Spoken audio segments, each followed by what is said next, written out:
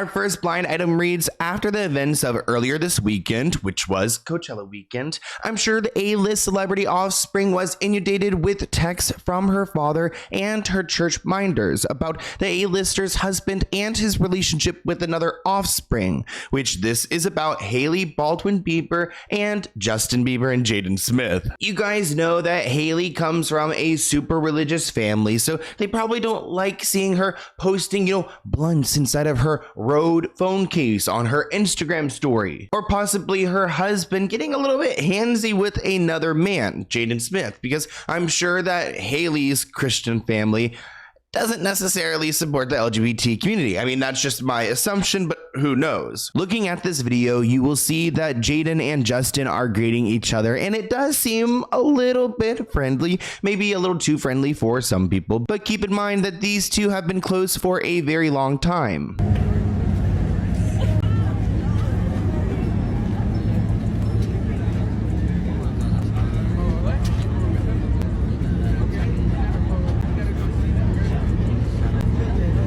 Now, to be honest, I don't think showing affection between two friends is really a big deal. I mean, as long as the two friends are consenting and that's the dynamic of their relationship. This person wrote, what's the big deal? Jaden hugged him from behind and Justin half turned and kissed him on the cheek. They were smiling briefly, talked, and other people were around. I saw some people asking on Instagram whether the kiss was innocent or they were being gay. Jaden turned out to be pretty normal considering who his parents are, and everyone needs to leave Justin alone. TMZ made an article about this, writing big smooch for pal Jaden Smith. Bros catch up at Coachella. The two superstars met up Saturday during the festival's busy first weekend, and Jaden decided to surprise his friend by embracing him from behind. Justin Bieber's face lights up, and when he looks back, he sees it's Jaden, and he decides to go in for a real embrace. Justin plants a kiss on Jaden's cheek before breaking apart and catching up with his longtime friend, which I think is such an innocent moment. Like, please tell me that the Baldwin family, they're not really concerned about this, right?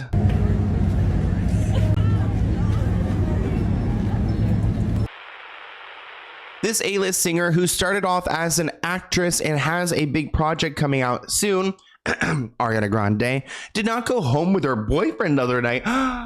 We know Ariana Grande, she can get a little bit messy, and she sent her man, Ethan Slater, aka Broadway SpongeBob, off home while she kept partying. This person commented, poor SpongeBob. The bloom is off the sponge. Apparently, I give them a year max. Patrick wrote back, I don't know, she ruined 2 marriages for him, one of which involved a newborn. She thinks she's above criticism, but she won't have any fans left if that relationship doesn't last at least 2 to 3 years. This person wrote, not surprising, Ariana's bored already. There isn't any excitement now that he's divorcing, and I doubt that she enjoys being stepmommy to a needy infant on SpongeBob's weekends. Another person wrote, I think they'll stay together until at least the new Wicked comes out to soften the blowback, but I doubt they'll last much longer beyond the release if there aren't any acting nominations for either of them, which would kind of insinuate that this is a PR relationship. But I do agree that if Ariana and Ethan were a little bit rocky, I don't think she would necessarily tell us right away, because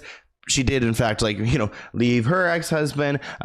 He left his ex-wife and his newborn baby. So it's kind of sad to see them just do it all for nothing. But reports claim that Ariana and SpongeBob are going strong. They were recently spotted in Vegas. They were having dinner at the Nobu at Caesar's Palace. And here's a little clip of them out and about. I think we were about to see a lot more public outings of Ariana Grande and Ethan Slater. I would agree that we're going to see a lot more of this couple with this movie coming out. I think it comes out in December. I'm not entirely sure. Comment below if you guys know better, but I think we're going to see them doing press together, interviews together. It's going to be really interesting, because if they aren't happy, we probably will be able to see through it.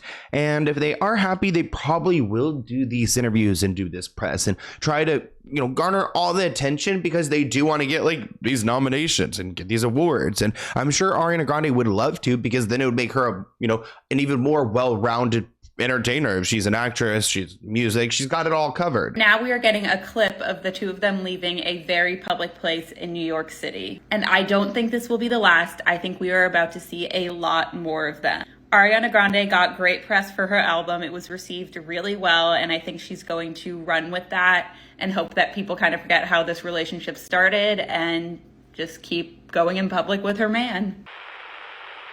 Even this talk show host knew if she released a cookbook based on her diet that she would look ridiculous once she finally admits that she is using Ozempic, the weight loss shot, which is what Kelly Clarkson has been accused of using, which Kelly Clarkson, she's always battled with her weight, and honestly, if she looks good, she feels good, and she's healthy, then good for her. I mean, no hate over here. This person wrote, I wish you would just admit it that she's using Ozempic, because pretending that you can drop that much weight by changing to an anti-inflammatory diet is total crap, and she shouldn't let other people think that's possible. Another person wrote, no one cares. It's the fact that she's lying and expects us to believe her. Her and Kyle Richardson are both lying about using Ozempic, which I think is why fans are getting frustrated with those people who are using the drug, because if you just admit it, nobody's gonna really hate you for it. They're like, oh yeah, I mean, if you take ownership of using this drug to lose that weight, then no one can like hate on you for it because you're already owning it. Like, you clearly don't care, so why would they care? But when you start lying about it, it makes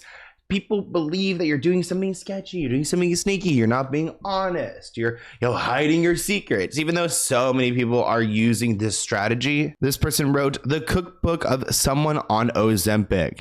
I mean, the thought of Kelly Clarkson having a cookbook and claiming that this is the way that she had lost the weight, that's actually really problematic. This person wrote, I was a fan of Kelly because I liked her singing voice, but after seeing her on her talk show, she bugs me. I think it's because when you host a show like that, you become an ass kisser. I do realize that's part of the job because you have to be nice to your guests. Anyway, I guess that she thinks admitting that she takes Ozempic might ruin her down-home image. So yes, Kelly Clarkson has lost a lot of weight. Yes, she is claiming it's due to a diet, and she's also saying that this diet has some stinky side effects that are, quote, holding her back, end quote. Reports write that Kelly Clarkson looks incredible after her recent weight loss, but sources tell Life and Style that her breath has left some scrunching their noses. Quote, she's not eating much and working on an empty stomach, and she has some nasty side effects, particularly bad breath. Okay, first red flag that you're not on a diet and you're on Ozempic, because if you're on Ozempic, you're not going to be hungry.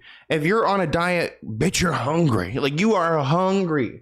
I'm like starving, like, and you're eating things that aren't actually like fulfilling you. But no, if you're on Ozempic, then you're not even gonna be hungry at all. Like, the thought of food repulses you. So, okay, this source already is making it very clear what Kelly's doing. Kelly Clarkson raised eyebrows by dropping 40 pounds in a matter of months. A weight loss that she revealed came by cutting carbs from her diet and walking more for exercise. Kelly said, a protein diet is good for me anyways. I'm a Texas girl, so I like meat. Sorry, vegetarians. I agree, Kelly. We love a good meat, a good steak, some fish.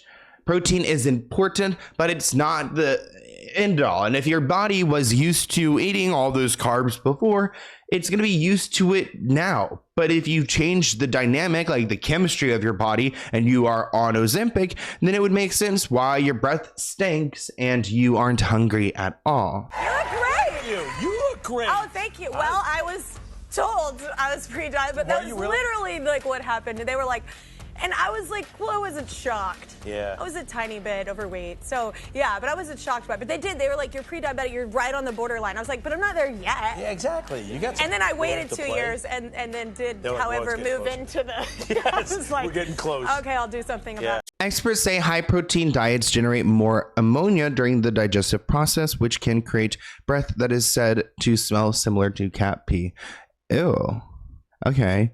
And by not eating enough, food in general can decrease the spit production, also contributing to bad breath. Ew, I do not like bad breath. Like, sorry.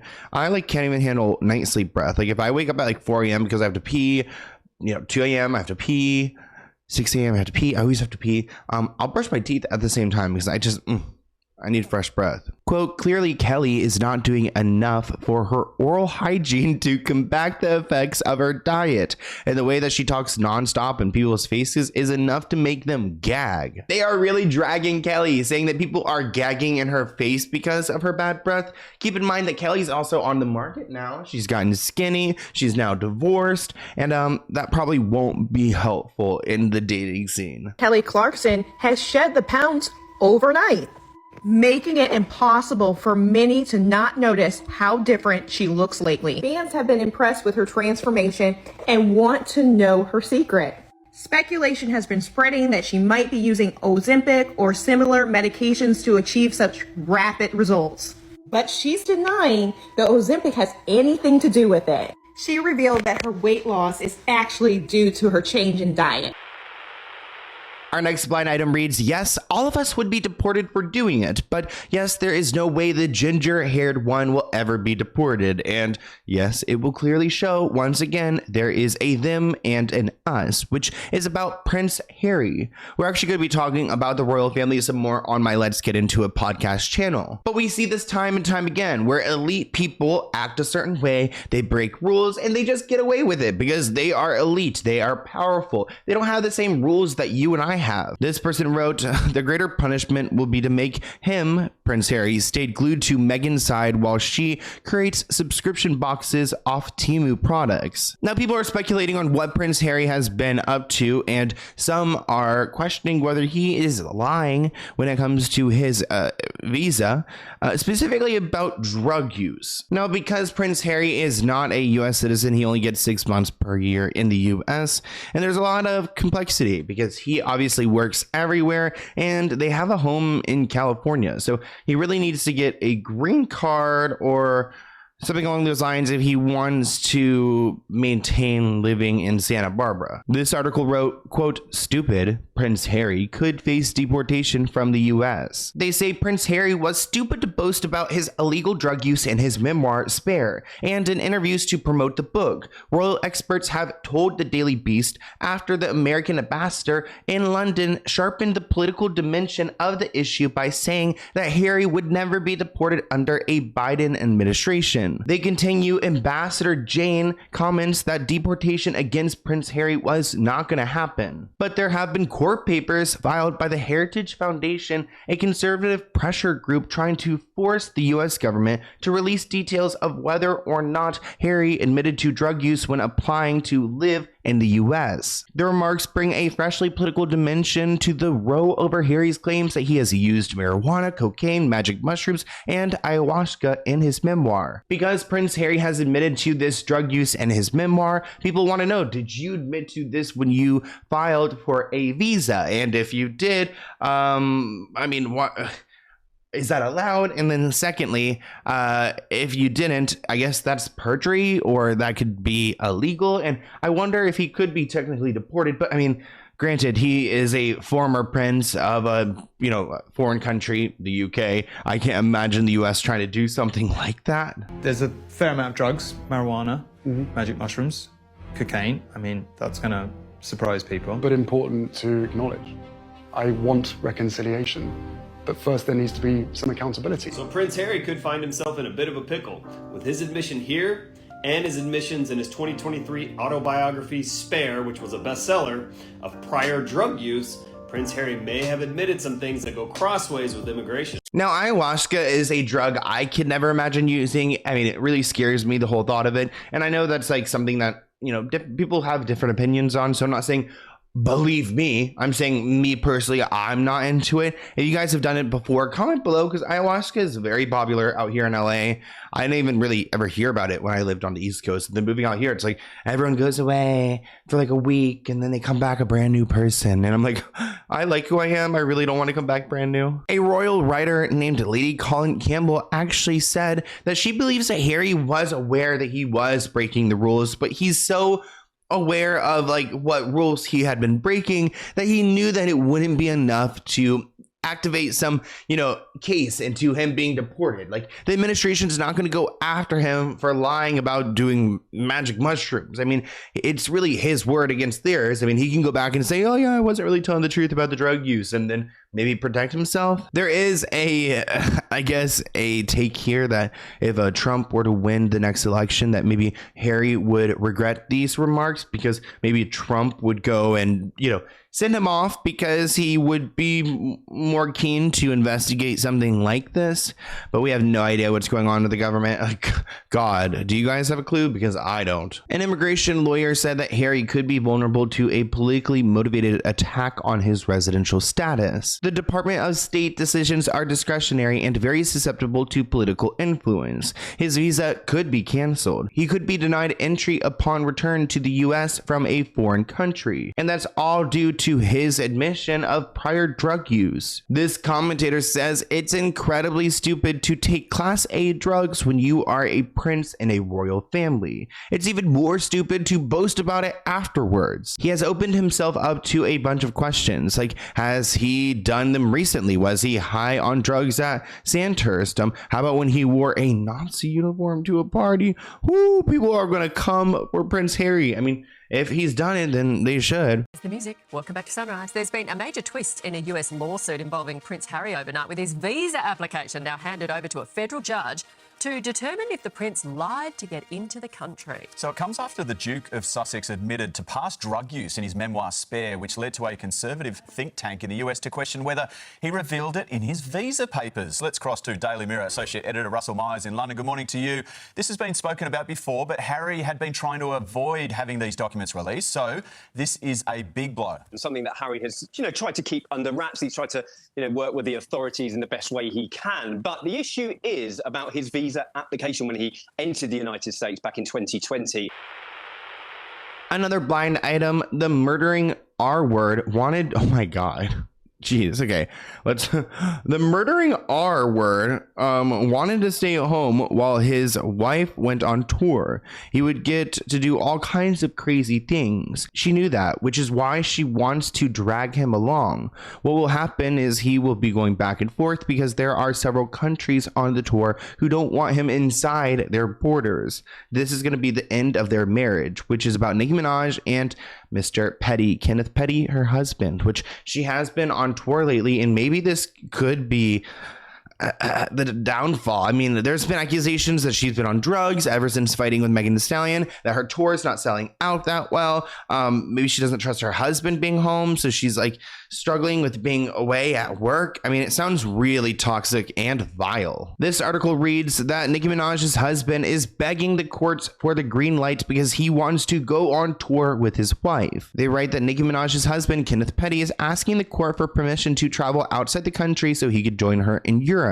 Kenneth said that he will be responsible for providing childcare for their son and that he is needed across the globe, which, keep in mind, he is a registered sex offender because of crimes that he had gotten to in his past, so traveling internationally is difficult for him. He's asking the judge to approve of him leaving in April 17th, yesterday.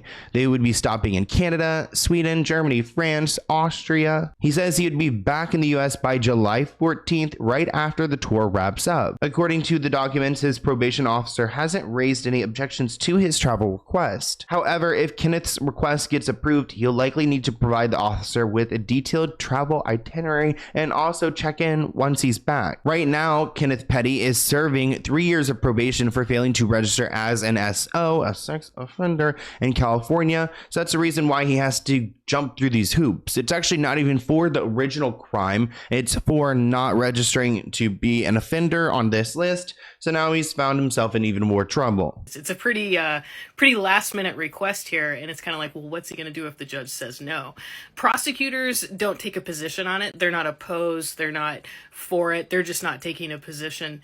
His probation officer doesn't oppose it, which I think is important. That probably indicates that that's going to matter to the judge. That could make the judge sign it for sure. So just kind of an unusual request. I mean, Nicki Minaj is a big celebrity, but for her husband to go on this tour with her, she's definitely going to need this judge to sign the order. So it'll be interesting to see what happens with that. I hope you guys enjoyed this blind item breakdown. It is our 11th one, so if you are enjoying this series, then comment below. I do want to send well wishes to Kyle, Marissa, Ross family. You guys may recognize Kyle's face from our channel because we've used her content before because it's awesome. I mean, she was such a pillar on TikTok as far as gossip, blind items, challenging people, and uncovering the industry, which is exactly what we want to do over here, what she was doing, and she was so great over Instagram. Such a tough person who wasn't afraid of anyone, and we lost a true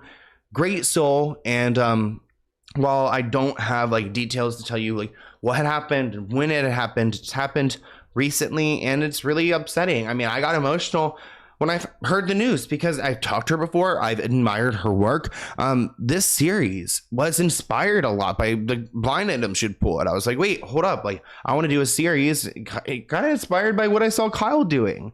And I even talked to her in the DMs about like working on a podcast together or doing some type of collaboration. And I am really I'm sad I never got that opportunity, and I'm sad her family has lost someone who is so awesome and great, and just who was a force on TikTok, a force to be reckoned with, and she always will be. Her saying was, do you want more? I'll give you more. And she will always give us more. She gave us the most, and God rest her soul. I hope you guys enjoyed this blind item breakdown, and I'll see you in next week's video, and I'll see you in a video tomorrow, and the day after that, and the day after that. Bye, guys.